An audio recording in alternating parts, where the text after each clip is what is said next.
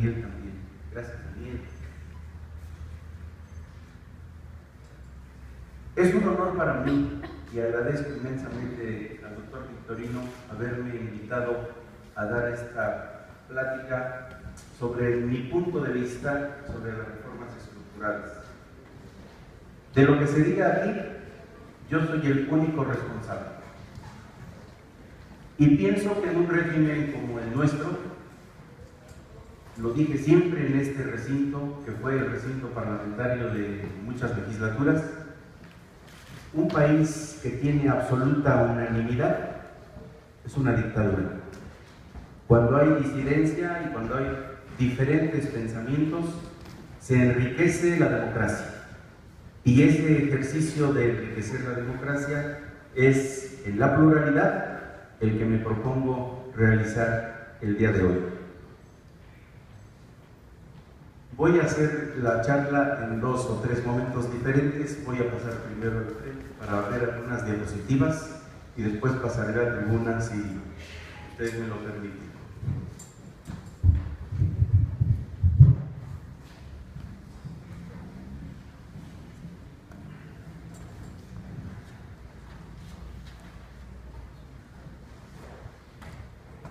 Para entender el momento difícil que está viviendo el país, necesitamos ubicarnos primero en qué era México antes y qué es hoy.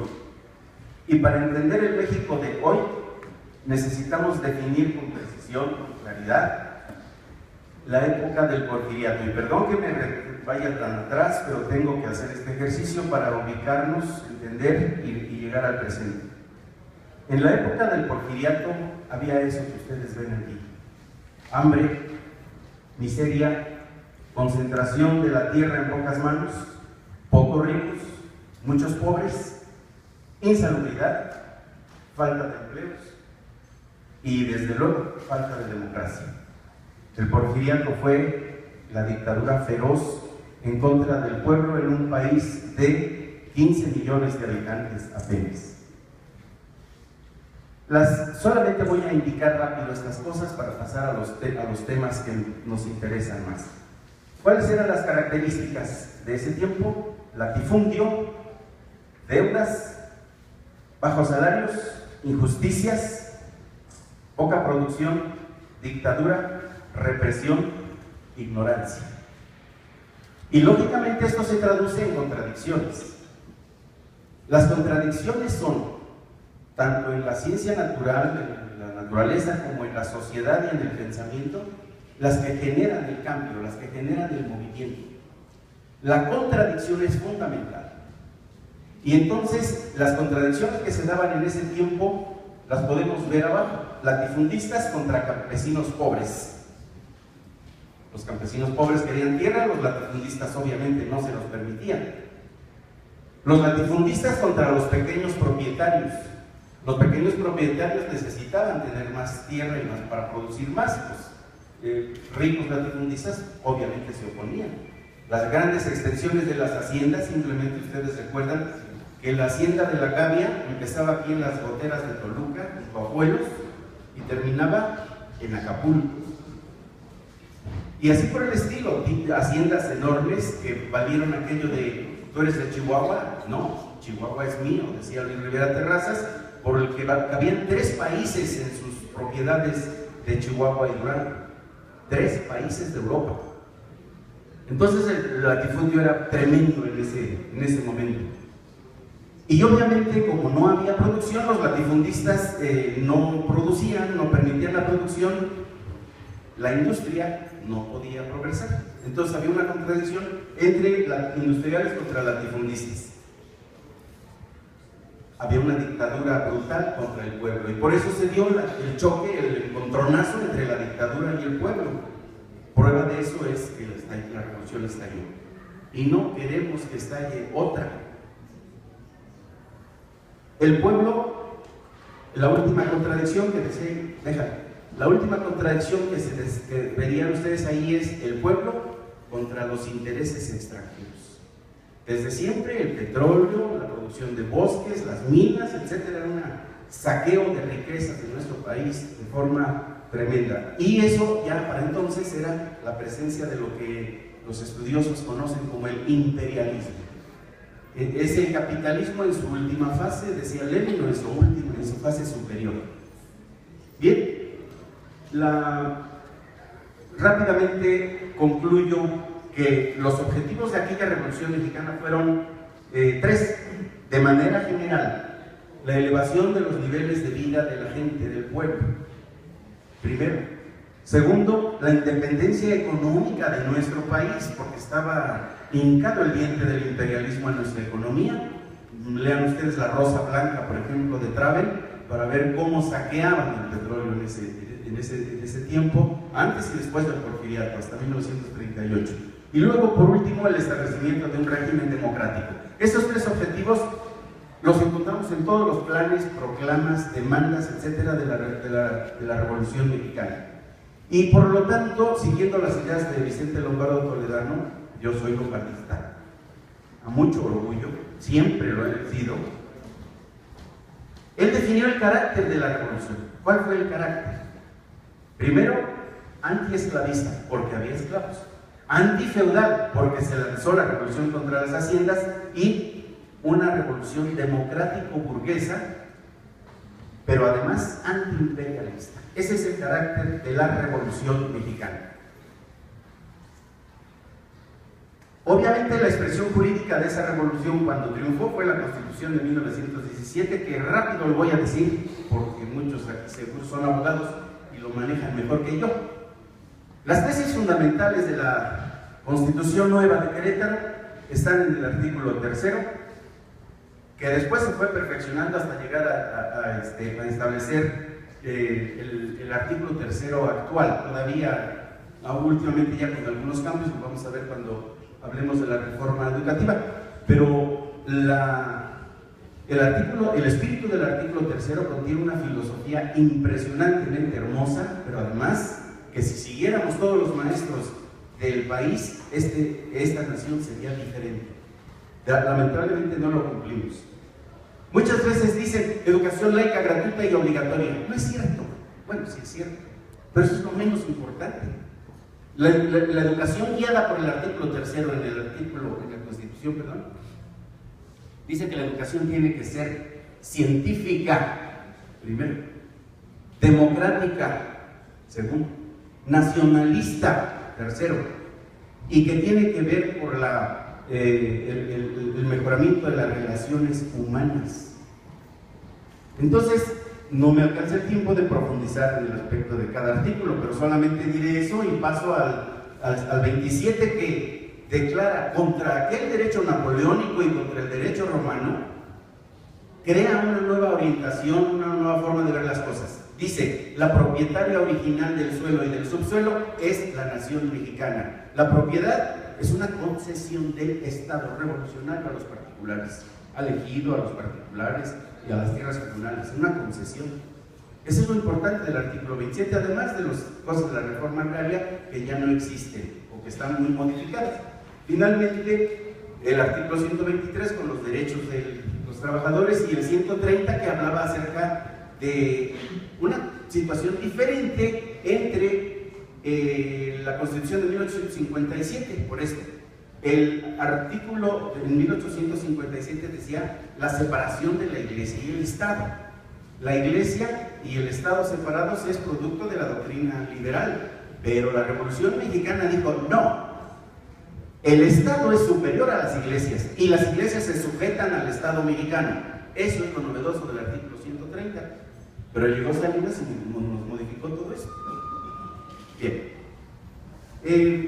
Cuando la revolución triunfó, lamentablemente fue cierto esto que está en la pantalla, no existía una concepción propia de la revolución cierta, concreta, del desarrollo económico.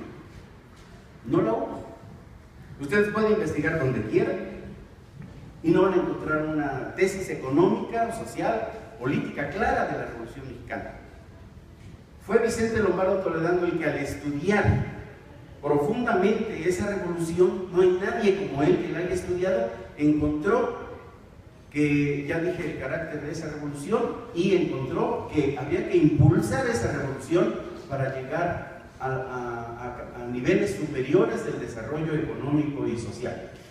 Por eso dice, es correcta la afirmación de que la Revolución Mexicana careció en su origen de una concepción del desarrollo económico y social posterior a la lucha armada de 1910-1917. Bien, entonces surgieron las tendencias revolucionarias que dentro del PNR se desarrollaron recibiendo la influencia de todos los revolucionarios de las entidades. Se fundó, ustedes lo saben, este partido, el Partido Nacional Revolucionario, luego se transformó en el Partido de la Revolución Mexicana y posteriormente el Partido Revolucionario Institucional. Bien, pero también surge el lombardismo para empujar, para orientar el proceso de la Revolución Mexicana, y digo allí, confluían con las ideas lombardistas los ideólogos avanzados del PNR, como Luis Cabrera, brillante revolucionario, Heriberto Jara, no se diga, Luis I. Rodríguez, Narciso Bassols, Alberto Bremaus, después López Mateos, nuestro ilustre mexiquense, al que tanto respetamos y queremos porque su obra revolucionaria fue enorme, no solamente en la legislación, sino en la práctica y el desarrollo económico y social, en las nacionalizaciones, etc. Luis Echeverría y muchos más. Esa era la corriente revolucionaria. Reyes Heroles tiene documentos importantísimos en donde les dice, no se confundan, los empresarios, empresarios, los políticos, políticos, no unos acá y otros allá, era la corriente avanzada revolucionaria del PRI de ese tiempo. Bien, pero en ese momento, 1950 más o menos, coinciden la sociedad mexicana dos factores. Primero, dos ideas centrales y dos realidades. Primero, en el seno de la sociedad mexicana se da el crecimiento del sector estatal de la economía, importantísimo. Ustedes saben que llegó a tener más de 1.150 empresas propiedad de la nación. La nación era dueña del 83% de la riqueza, es decir, el Estado mexicano era dueño del 83% de la riqueza. La iniciativa privada solo tenía el 17% de la riqueza nacional. El otro polo, que implicaba una contradicción con el anterior, era el que ustedes ven allí. El otro polo de la contradicción era la creciente inversión extranjera. Si ustedes vieran las cifras del crecimiento de la inversión extranjera en esa época, es impresionante. Es impresionante cómo crece la inversión extranjera, libre, casi sin freno alguno. Y muchos revolucionarios mexicanos, entre ellos Reyes Heroles, el propio López Mateos, Díaz Ordaz, decían, no, espérense, no puede crecer tanto así. La inversión extranjera nos va a dominar.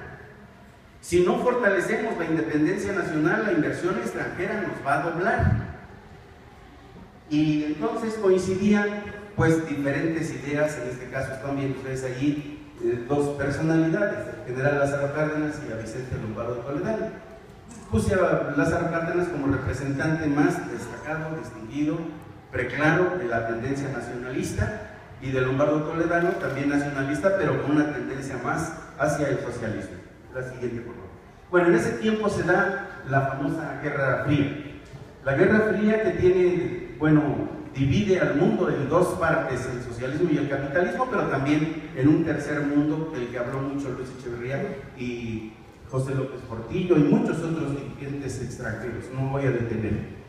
Y las tres expresiones son el capitalismo que, bueno, lo vemos ahí caricaturesco, ¿verdad?, que exprime al trabajador hasta el máximo, y al final de esta conferencia lo vamos a demostrar. Y el socialismo, que es una expresión, perdón, la anterior, la expresión del socialismo fue un intento. El intento en el este, en Rusia y en Europa del este, como hubo tantos, algunos dicen, no, ya se acabó el socialismo, ya para qué le siguen. Bueno, es un decir, que es parte de la propaganda. Si yo les platicara como profesor de historia todos los intentos que la clase burguesa realizó para derrumbar a los señores feudales, no acabamos. Son miles de veces las que la burguesía antes de 1789 realizó para destrozar a los señores, quitarlos del poder a los señores feudales. Pero llegó el momento en que con la Revolución Francesa lo lograron y triunfó la burguesía y fue la clase que revolucionó al mundo, eso hay que decir, claro, y es cierto. Bien, pero tenemos el tercer mundo. Y aquí a propósito puse esa fotografía tan famosa de Kevin Carter en Sudán. Un niño está haciendo sus necesidades, dijo el fotógrafo después, y un zopilote estaría a punto de devorarlo. Dio mucho que decir esta fotografía en el mundo hace algunos años, tanto que Kevin Carter suponía, es un fotógrafo inglés, que el zopilote se había comido al niño, lo había matado. No fue cierto, después se aclaró, pero es el drama. Con esa fotografía se demostró el drama de Sudán y el drama de África en su conjunto, el tercer mundo. Bueno, se demostró que el muchachito ese ni siquiera se murió, el zopilote no quiso comérselo. Pero lo que está a la derecha es la representación brutal del tercer mundo. Claro, estoy tomando a propósito una expresión extrema. No todos en África viven así, pero el drama de África es brutal, tremendo. Y entonces, bueno, entramos a una fase que ahora es el liberalismo económico. ¿Qué cosa es el liberalismo económico? Pues se basó en la tesis de este señor Adam Smith, aunque vivió en el siglo XVIII. Él dijo lo siguiente: no me alcanza el tiempo de explicar todas las escuelas económicas que existen o han existido, pero el liberalismo, ahí abajo dice tesis: la economía se rige por las leyes del mercado y todos los rubros económicos deben estar en manos privadas, no nada en manos del Estado. Esa es la tesis original de Adam Smith. El Estado no debe intervenir en la economía, los particulares son los únicos que deben tener en su propiedad las empresas. Con base en estas ideas surgió desde 1950 más o menos la idea del neoliberalismo, y luego la explotó Margaret Thatcher a fondo, ayudada de una serie de filósofos, políticos, economistas, etcétera. Creó una filosofía económica bien precisa y bien clara, con esa idea original de Adam Smith. No a la intervención del Estado en la economía, por lo tanto hay que privatizar todas las empresas del Estado. El Estado solo debe servir para garantizar el orden, es decir, el gendarme de la esquina, y cuidar a los viejitos. La economía se autorregula con la oferta y la demanda, ¿sí? La oferta y la demanda es la que crea el control, según Adam Smith y el neoliberalismo. Todo debe privatizarse, todo, sin excepción. No debe haber subsidios para nadie, ni para nada. Bueno, para nadie eso es un decir, porque el rescate bancario, en realidad, visto de otra manera, es un subsidio, ¿sí? Y no a los sindicatos, le estorban al Estado neoliberal los sindicatos. Esta la pasamos, simplemente son los autores del consenso de Washington y el consenso de la teoría neoliberal. Pero para poner en práctica la teoría neoliberal se trajo un discurso nuevo, moderno, que se llamó el consenso de Washington, que tiene los siguientes puntos. Los leo de pasada y rápido. La eliminación de subsidios, que es nada más retomo lo que ya dije. La reforma tributaria, la implantación de tasas de interés determinadas por el mercado, tipos de cambio competitivos, liberación del comercio, eliminación de las barreras arancelarias, privatización al máximo de las empresas estatales y eliminar los obstáculos que le impiden a las empresas extranjeras comerciar. Por eso la insistencia en los tratados de libre comercio. Y bien, entramos entonces ahora ya a una etapa, la etapa digamos propia de las reformas estructurales. Si me permiten, pasaré a la tribuna.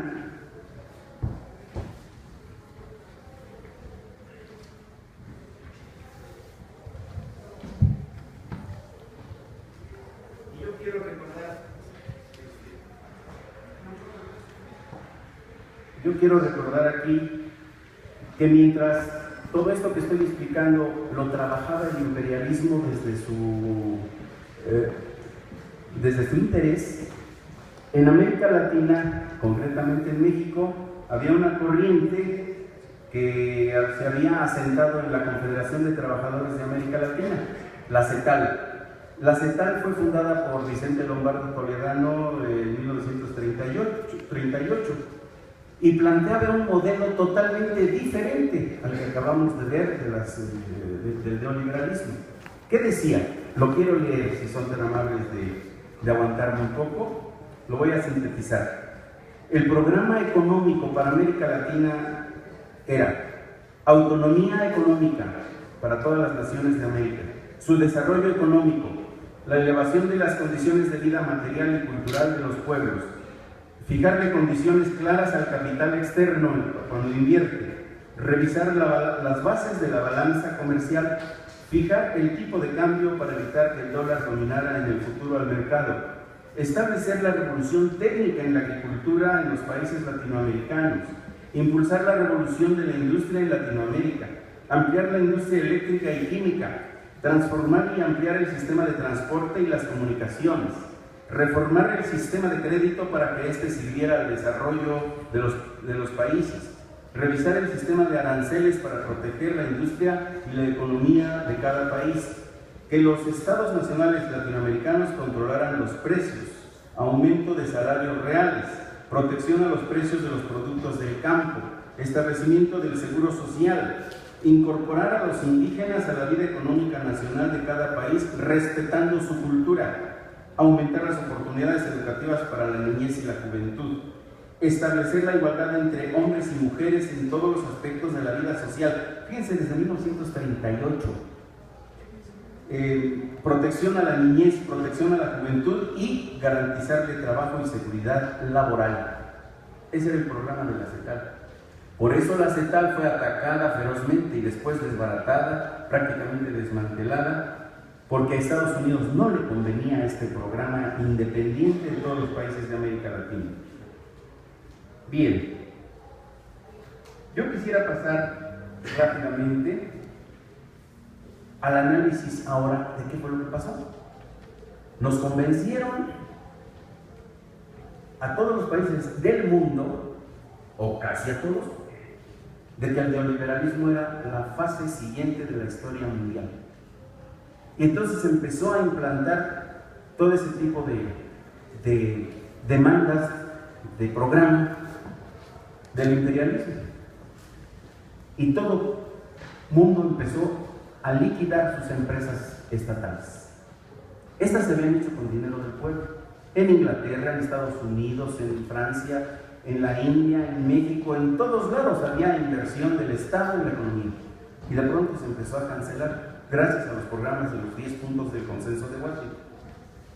Y bien, omito toda esta historia desde el presidente Salinas hasta nuestros días para que entremos a ver ahora qué son las reformas estructurales. Y esas reformas estructurales son un conjunto de programas que modifican la estructura del aparato productivo de un país, mediante el cual se supone que se va a impulsar el desarrollo económico.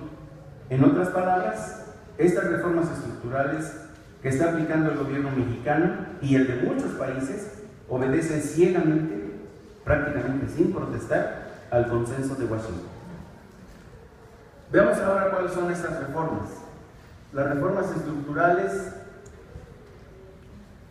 consisten en la reforma laboral, la reforma educativa, la reforma energética, la reforma telecomunicaciones, que ni voy a comentar, es un agarrón entre los grandes monopolios, la reforma fiscal y la reforma económica o financiera. Quiero hablar de la reforma laboral. Perdón, hay un peligro, y la puse en color rojo allí en la diapositiva. Estoy hablando un poco en broma, pero un poco en serio. La reforma militar. A mí me espantó, me preocupó, y quiero empezar con esa. Que el presidente, estando en el extranjero, dijo: van a ir soldados mexicanos en misiones de paz al extranjero. Y yo les pregunto si ustedes tienen familiares soldados o familiares tenientes militares o que puedan ir a un pleito con el mundo islámico que no es nuestro. México se ha mantenido desde que la revolución triunfó, cuando se creó el ejército mexicano, al margen de ese tipo de cosas. ¿Por qué? Porque le sirven no a la paz, le sirven a los intereses de los Estados Unidos. Entonces, por esa razón me preocupa, me espanta inclusive que mis hijos o mis nietos, hablo de mí, puedan ir a dar su vida innecesariamente en un pleito que no es nuestro, en el que están jalando a 42 o 43 naciones los Estados Unidos para ir a lograr sus fines. Y sigo con la reforma laboral. Gracias a la lucha de los trabajadores, poco a poco se fueron incorporando demandas laborales, de las cuales solo mencionaremos algunas. Contrato colectivo de trabajo, los contratos ley, la jornada de 8 horas, la asociación y afiliación sindical, los días de descanso obligatorio, el pago del 7º día, las vacaciones pagadas, la prima vacacional, la prima de antigüedad, los derechos laborales por maternidad, el reparto de utilidades, el finiquito, la jubilación y o pensión, todo lo relativo a las enfermedades y riesgos laborales, incluso las enfermedades profesionales, los servicios médicos asistenciales, la capacitación para el trabajo, la seguridad en el empleo, la autonomía sindical, los salarios caídos en caso de huelga o el despido injustificado, así como la procuración y administración de justicia. Además de la vivienda en el Infonavit y en el Fobiste como derecho. Bien, pues todo eso ya es historia. Así de simple. Esa es una de las reformas estructurales. Con la reforma que se aprobó, eso es historia.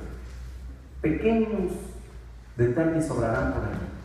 Lamentablemente, en lo básico, esto está atacado por la reforma laboral.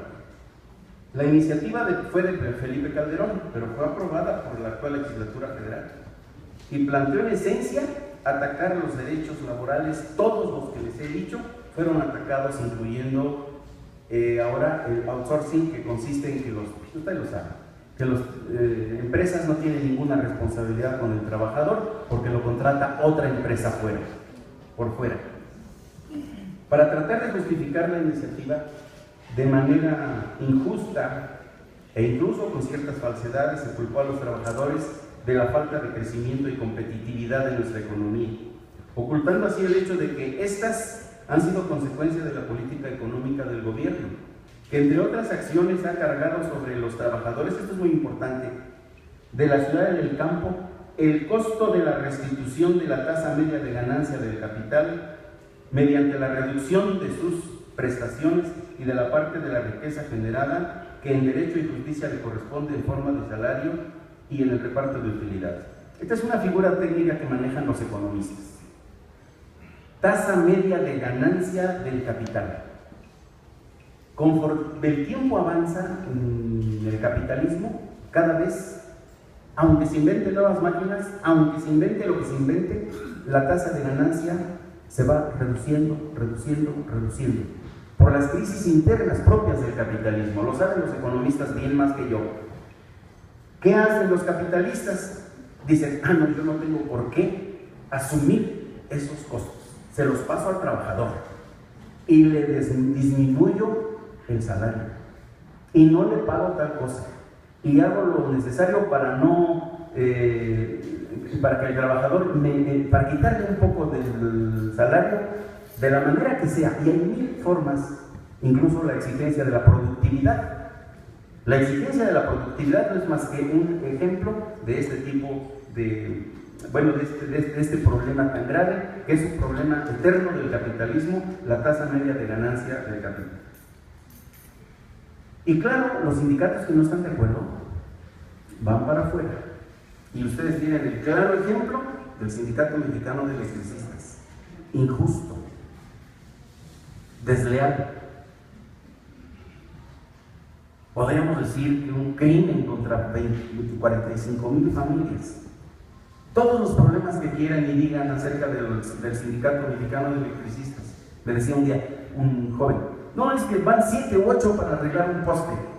Y eso no se vale, con uno o dos es suficiente. Pues ahora que están las compañías que están siendo subsidiadas, que están trabajando para la Comisión Federal de Electricidad, pasa lo mismo o peor. Y ahora no andan en una camionetita vieja, andan con 4 o 5 camionetas nuevas. Hoy el gobierno está gastando más que lo que gastaba con comisión, con Luz y Fuerza del Centro. Pero en fin, el sindicato de los mineros, el sindicato de Mexicana de Aviación, es evidente que hay un ataque en contra de los sindicatos que no están de acuerdo. La iniciativa fue un proyecto de la Confederación, hasta eso. Ni siquiera fue un proyecto del PAN o del PRI. Qué bueno hubiera sido que nuestros diputados panistas o priistas hubieran elaborado una iniciativa, me encantaría. Pero resulta que no la elaboró la Confederación Patronal de la República Mexicana, la Coparmex. Está aprobado. La Coparmex fue la que hizo la iniciativa y primero se la enjaretó al PAN, y el PAN no pudo porque en ese tiempo no había condiciones para aprobarla, pero luego la mandó con el PRI y entró. Y hay que decir la verdad, esta iniciativa pretende acabar con el derecho de libre asociación y desaparecer el derecho de huelga. Con la reforma laboral, el gobierno y sus aliados, los patrones, ya han dado un golpe brutal a los trabajadores, ¿cumpliendo con qué? Pues con los deseos del Consejo Coordinador Empresarial.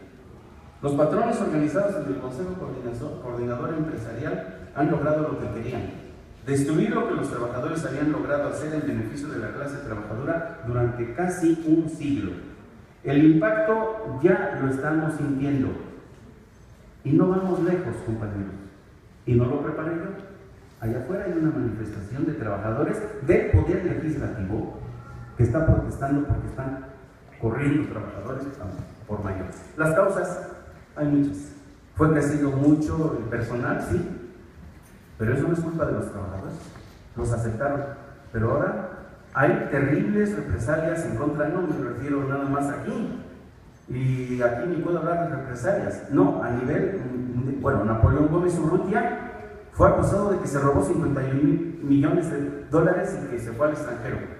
Se probó ya que no es cierto, que él entregó a los trabajadores, está probado, hay un libro, y por eso ya la Suprema Corte de Justicia ya no lo sigue, bueno, ya la Procuraduría no lo sigue persiguiendo, porque ya se agotaron todas sus posibilidades. Napoleón Gómez Urrutia era inocente. Pero el gobierno de Fox y Calderón lo persiguieron hasta mandarlo a Canadá, para, si no, lo estuviera en la cárcel igual que la Gordillo.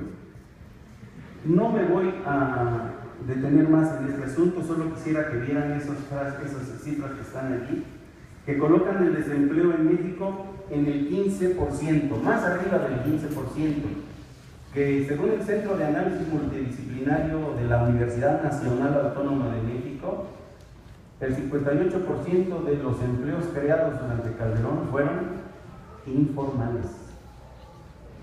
Que hoy en México hay 8.671.000 desocupados, 2.1 millones que al inicio del sexenio. Es decir, en lugar de crecer, vamos para abajo. Es difícil el empleo en México y, el déficit del empleo en México asciende a 34 millones de plazas. Es decir, ¿por qué? Porque año con año los jóvenes se incorporan al trabajo y no encuentran trabajo. Les voy a decir una cosa. Yo tengo un hijo que está aquí conmigo hoy, que tiene 2 doctorados y no encuentra empleo. Y cuando va a institutos, empresas, universidades, le dicen: está usted muy sobrepreparado, bájele tantito. ¿Qué nos pasa, México? ¿Cómo es posible que preparemos a los jóvenes y no encuentren empleo? Y se van al extranjero con aquel sueño iluso, el sueño americano de encontrar empleo allá, pero ya no pueden ejercer profesión. Se van a cortar tomate, algodón, a cargar cajas, con doctorado. Bueno, ¿qué pasa en nuestro país? Y la última, 102 millones de mexicanos no tienen ingresos suficientes para adquirir la canasta básica. Es impresionante lo que pasa y lo vamos a ver después, al final hay una especie de, yo les diría yo, curarnos en salud, porque no somos el único país que está así, somos todos en el mundo entero. Muy bien, pasamos a la reforma educativa. Este es un problema que yo he estudiado mucho porque soy profesor. Gracias a la maestra me empujó sin saberlo y sin quererlo a ser docente. Cuando fue mi maestra de Historia Universal en la escuela Pedro León de Iztahualco. El Congreso de la Unión aprobó en febrero de 2013 la iniciativa del encargado del Poder Ejecutivo a los artículos 3 y 73 de la Constitución, misma que por su carácter autoritario y sus tintes de despotismo ha causado irritación en los maestros de la República. El gobierno ha querido presentar este hecho de la siguiente manera. Primero, traicionó a su antigua aliada y la procesó indebidamente, porque si había que acusar al Bester Gordillo, indefendible desde muchos puntos de vista, los únicos indicados eran los profesores del CENTE, no el Ministerio Público. Punto. Segundo, se difundió mañosamente que el gobierno recuperaba la rectoría de la educación. Esa frase encerraba el ataque al sindicato y el mensaje directo fue que el CENTE se había apoderado del manejo de la educación, lo cual es absolutamente falso. Perdón, señoras y señores, soy profesor y con experiencia y conocimiento puedo decirles que y afirmo que salvo las excepciones de Solana Morales y Manuel Bartlett, los secretarios todos de educación después de esos han sido un ramillete de desconocedores de la educación, sobre todo de la educación básica. Este asunto pasó también por aquel vergonzoso proceso del Pacto por México, en donde hubo acuerdos populares sin escuchar la voz de los afectados, los maestros. Y lo siento, yo conozco a Emilio Chervet, es mi amigo inclusive, a lo mejor él ya no lo piensa así, pero llegó a decir esto: yo no tengo por qué dialogar con el sindicato, yo hablo con los maestros de base. Voy a hablar con 1.200.000 profesores de la federación, aparte de, por ejemplo, mi sindicato, el de maestros de servicio del Estado, que somos 80, 90.000, 85.000. Por favor, esas voces no se valen. Con la bandera de una educación de calidad, término que nadie ha sido capaz de definir, se culpó arbitraria y abusivamente a los maestros de ser los responsables de que no tengamos una educación de calidad. Se permitió que el secretario de facto de Educación, que Claudio X González y su fundación Mexicanos Primero, cuyo objetivo es privatizar la educación, atacase al magisterio con la complacencia acordada de altos funcionarios. Periodistas orgánicos y empresas privadas se encargaron de criminalizar al magisterio, como si, esto es una película por ahí, como si nosotros fuéramos los culpables de la política educativa del gobierno federal, como si nosotros hiciéramos los planes de estudio y los programas. No, los profes como yo, orgullosamente profe, solamente aplicamos lo que el Estado decide y nos lo entregan en un plan de estudios y en un programa, punto.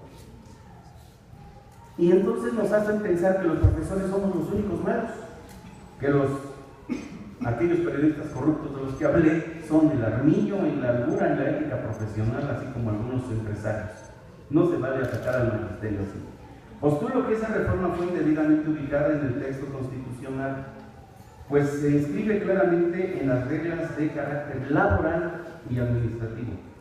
La reforma educativa ojo por favor con esto, no contiene ni una sola cuestión didáctica, ni una sola cuestión pedagógica, nada. Pero sí se ve allí el odio de clase contra los profesores, en la ley de servicio profesional docente, por ejemplo. Lo más grave es que con alarmante falta de técnica jurídica, y sé de lo que hablo, se adicionó la fracción 9ª, propia de un reglamento de tercer nivel, que junto a las tesis filosóficas del artículo 3 constitucional nos hablan de la visión de este gobierno. Pero no nos confundamos, eso lo que indica es que se establece ya una nueva relación del gobierno con el sindicato. Con pretexto de la venganza política contra el ex dirigente, se se agredió al magisterio todo. Si esa iniciativa la confrontamos con la reforma laboral, concluimos fácilmente que lo que el gobierno logró, porque esa era la intención, es atacar la estabilidad laboral del magisterio y también agredir a la escuela pública. ¿Qué es lo que quieren? Quieren hacer como en Estados Unidos, de la escuela pública, la escuela para pobres, para que allí vayan los pobres y que se privatice la educación en lo general, tanto en la básica como en todos los niveles. Y ya la educación superior tiene una privatización espantosa. Lo que está ocurriendo en el Politécnico, bueno, hay que tener mucha atención sobre eso, porque tal parece que ahí se detiene un poco la implantación del modelo neoliberal en la educación, porque después iban por la UNAM y por la UAM y por otras universidades. El Poli logró detener el golpe. Bien, ¿será posible? No sé, pero a nosotros en básica, en media superior, ya nos implantaron un proyecto que, yo soy profesor, perdón, que nada tiene que ver con el artículo 3 constitucional ya. Y los que son abogados saben que los acuerdos internacionales son obligatorios y prácticamente se incorporan a la Constitución. Entonces, si se pacta un acuerdo con la OCDE, son obligatorios para el gobierno de México. Y por eso se modifican, ahora se trabaja por las famosas competencias. Y a veces, perdón por la broma que voy a hacer, pero a veces lo trabajan incompetentes desde la Secretaría de Educación. El gobierno, con un absoluto desconocimiento de las ciencias de educación, consideró que la evaluación de los maestros es el punto central de sus fracasos, porque es el gobierno el que diseña planes, programas y políticas educativas. Los maestros, insisto, solo aplican lo que el Estado decide, así de simple. Es grave que el texto del artículo 3, filosófico, de altos vuelos, de altos niveles, ahora se altera con el enfoque que le dan a la evaluación, la que aparece como un recurso punitivo contra los maestros porque sale del marco educativo y se instala para condicionar las relaciones laborales.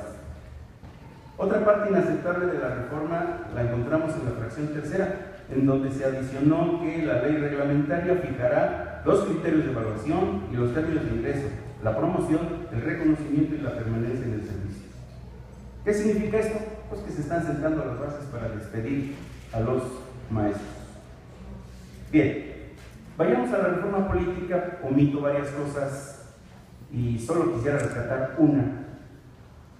Hace unos días me invitaron en Iztapan de la Sala a dar una conferencia y un discurso, y allí yo dije que hay que, como Finlandia, que está en primer lugar de la educación a nivel mundial, hay que hacer lo que hace Finlandia. No nada más imitar a la cuestión de la evaluación. ¿Qué hace Finlandia? Véanlo, está en internet, todo el mundo lo sabe, todo el mundo lo puede conocer. Atiende a sus maestros en la preparación y en la actualización y la capacitación, con verdadera actualización y capacitación, pero además les paga bien. Y luego queremos poner a competir nuestros pobres niños de nuestros municipios más pobres contra los niños de Finlandia. Y a nuestros maestros les pagan 6,000 pesos, mientras un maestro de básica en Finlandia gana 2,000 euros. Y tiene el maestro del grupo y un auxiliar en la propia escuela, que es maestro mínimo o doctor, y otro en la zona escolar, en donde pueden pedir apoyo y auxilio. Finlandia está atendiendo su educación, lógico, tiene niveles extraordinarios de rendimiento. Pero aquí nuestras escuelitas del sur, por favor, o en algunas incluso de nuestro estado de México, de Guerrero, de Oaxaca, ¿qué pasa con nuestras escuelas? ¿Cómo podemos ponernos a competir en esas condiciones a los niños contra los niños de Finlandia y Noruega? Por favor. Entonces, si Finlandia atiende a sus maestros y está en primer lugar, y si queremos competir con él, pues vamos a hacer lo que hace Finlandia, mínimo, o inventemos otras cosas. La reforma política es una reforma, para mí, inocua para el pueblo. Afecta a los partidos políticos. La sintetizo. Por ejemplo, se establece la reelección legislativa y de funcionarios municipales. Bienvenida. esa la propuso el Partido Popular Socialista por primera vez hace años y años, ¿sí? Y nos criticaron siempre que estábamos equivocados, que estábamos locos, etcétera, pero ya se hizo, qué bueno. Me daría mucho gusto que se hiciera carrera parlamentaria. Yo se los digo porque estuve 3 años en una legislatura y vine a aprender.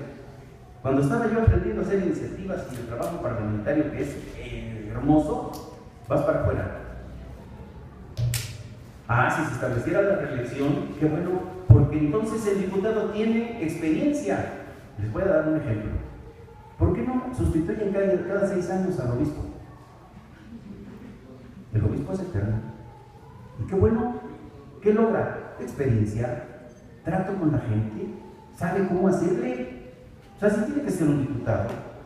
Un gerente, ¿acaso lo cambian cada que se les da la gana? No, el gerente lo cambian de lugar o de banco por la experiencia. Pero no, el diputado tiene que irse porque era un grave error. Pero bueno, ya se resolvió. Y qué bueno también por los presidentes municipales. Hay que cuidar ángulos como lo de la corrupción. A mí me duele, como a todos ustedes, lo que pasó en Iguala. Y no vamos a profundizar en eso. Pero es doloroso que un alcalde, un presidente municipal, llegue a los extremos que estamos viviendo y que sabemos un poco de lo que hay allí. Pero es doloroso para el pueblo mexicano experimentar una cosa así que está impactando al mundo entero y al propio gobierno. Yo al propio gobierno actual lo veo infartado, sin capacidad de reacción y de maniobra, porque dolió y muy fuerte. Yo no sé qué impacto posterior pueda tener esto, pero es doloroso para el país y hay que tener muchísimo cuidado en lo que sigue. Bien, la reforma política también nos habla de que el presidente de la República podrá gobernar con un gobierno de coalición. Bueno, ya nos habíamos tardado. Finlandia, Noruega, Francia, todo el mundo lo hace. España llama a partidos políticos para asociarse con él y gobernar. ¡Qué bueno! Imagínense un presidente de la República con el 30% de aceptación. ¿Cómo puede gobernar? Mínimamente necesita el consenso, el acuerdo de otras fuerzas políticas para llegar para seguir gobernando el país. Y se sustituye el IFE por el Instituto Nacional Electoral, se cambia un poco el calendario electoral, ya votaremos en junio, ya no en julio, el presidente tomará posesión antes. Esto, repito, es inocuo para el pueblo. Pero yo veo un peligro, está al final. Que se propone la desaparición de los diputados plurinominales. Y no se preocupen, yo no quiero volver a ser diputado, no me toca ya. Los diputados plurinominales es una figura que se implantó en Europa, en la Europa parlamentaria avanzada. Si tu partido ganas 60% de la votación, tienes el 60% de diputados en la Cámara. Si ganas 10%, tienes el 10% de los diputados, así de simple. La figura que está proponiendo César Camacho, que yo lo conozco, jugábamos canicas juntos hace muchos años, no, yo soy un poco más grande que él, consiste en regresar a la época de Napoleón Bonaparte. ¿Cómo ven? Desaparecerlos de representación proporcional y solo privilegiar a los diputados de distrito. Eso lo implantó Napoleón con la Revolución Francesa. Hay que copiarle a Londres, a Berlín, a París, a la propia España que está tan atrasada. Ya usan ese proceso parlamentario. Por eso nosotros propusimos la representación proporcional única, porque representa el total de votos de los partidos políticos. Y no es cierto que se rompa la relación de los votantes con el diputado. Yo conozco a la maestra Elda y sé, porque voy a mi pueblo de vez en cuando, y sé que está en contacto con su gente. ¿Sí? Va y viene, y va a las comunidades, les ayuda, las apoya, les gestiona. Eso hacen los diputados. No se rompe la relación. ¿A poco no puede hacer lo mismo un diputado electo por proporción? Yo lo hice.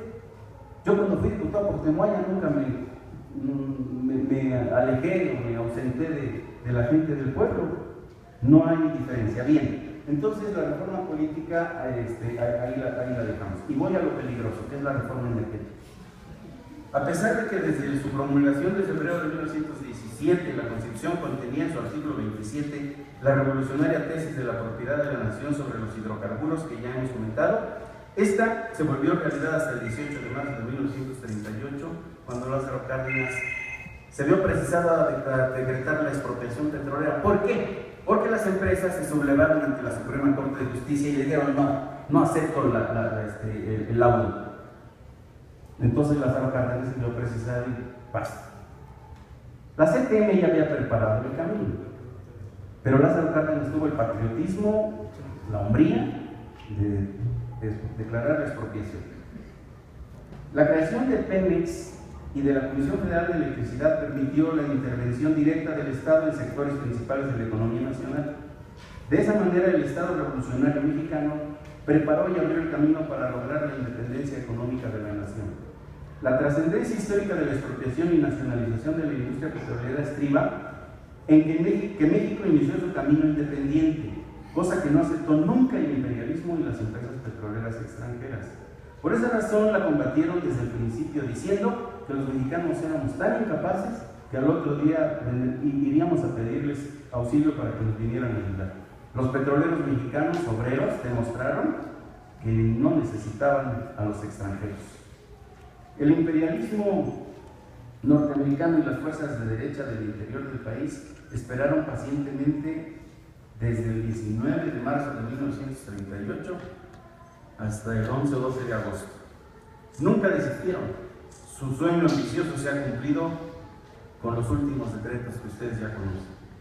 Con las reformas constitucionales realizadas por este régimen, la estrategia económica diseñada por el Estado revolucionario para lograr el desarrollo económico con beneficios ciertos para las grandes empresas se ha cerrado, se ha cancelado.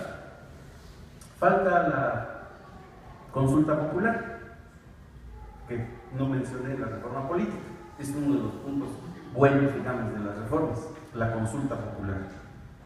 A lo mejor el pueblo dice que no, el pueblo dice que sí, y por cierto, lo de los 100 diputados también se va a someter seguramente a la votación de todos nosotros. Tendremos que ir a votar por diputados, por diputados locales, por presidentes, y también por las propuestas de consulta popular. Los diputados de la alianza que impulsó y aprobó la reforma constitucional lo hicieron en menos de 3 días. ¿Qué hizo?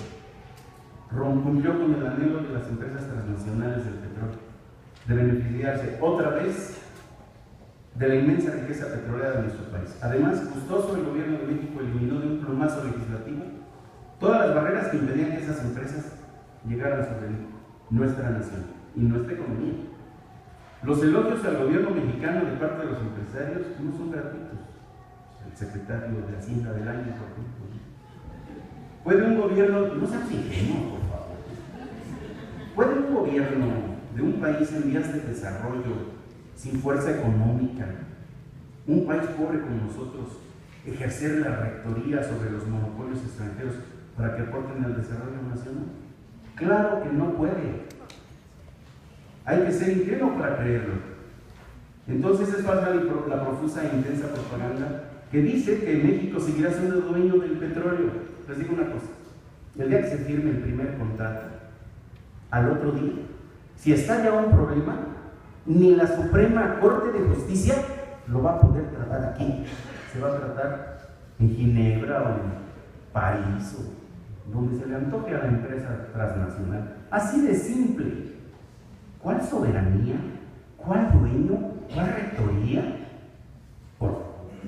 La iniciativa de reformas a los artículos 25, 27 y 28 de la Constitución que presentó el gobierno federal al Congreso forma parte del proceso de privatizaciones originado desde el exterior por el gran capital, con un fin claro. Es la segunda fase de la privatización en México. La primera la realizó Zedillo y Salinas y fueron más de 1,150 empresas privatizadas. Y nos dijeron que se iba a pagar la deuda externa con eso. Ahorita hablamos de la deuda.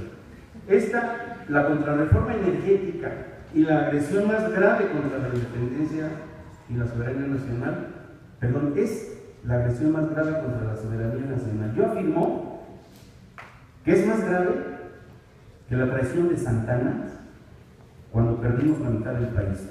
Y más todavía con la venta Gasden o la famosa venta de la mesilla.